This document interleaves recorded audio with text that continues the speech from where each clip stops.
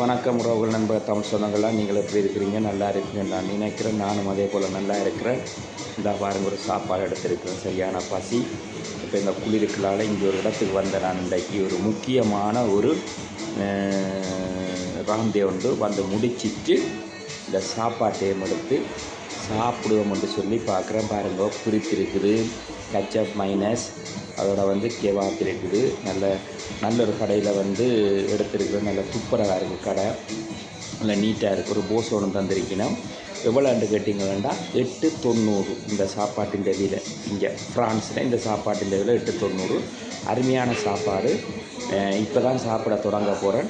அதுக்கிடையிலே வந்து உங்களுக்கு இந்த பதியை வச்சுட்டு சாப்பிடுவோம்னு சொல்லி பார்த்தேன். நான் வந்த அலுவல் நல்லபடியாக முடிஞ்சிருக்குது. அடுத்த கட்டமாக நான் இன்னும் ஒரு வீடியோ பதிவு வந்த இடத்த நான் எடுத்திருக்கிறேன். அப்போ வந்து உங்களுக்கு அதுக்கும் என்னுடைய வன்னி மடத்துள்ள யூடியூப்பில் வரும். எப்பயுமே வன்னி மடத்துள்ள யூடியூப்பில் ஒவ்வொரு விடயங்களும் நல்ல முறையில் வந்து கொண்டிருக்கும். நீங்கள் என்ன செய்கிறீங்க சொல்லுங்க பார்ப்போம். பெல் பட்டன் அமர்த்தி சப்ஸ்கிரைப் பண்ணி விடுங்க. அதுவே எங்களுடைய தமிழ் மக்கள் எனக்கு செய்கிற பெரிய ஒரு உதவி, வேறு ஒன்றுமே இல்லை.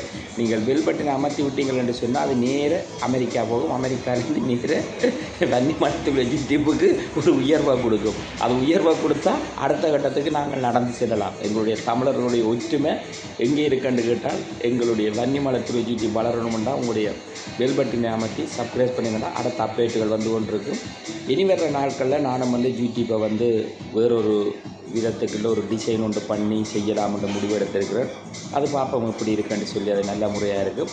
அதே போல் நீங்களும் நல்ல சுகபலத்தோடு இருக்க வேணும்னு சொல்லி தேவனிடம் நான் பிரார்த்தனை பண்ணி கொள்ளுகிறேன். எல்லாத்தையும் தேவன் பார்த்து கொள்ளுவாருன்னு நினைங்க.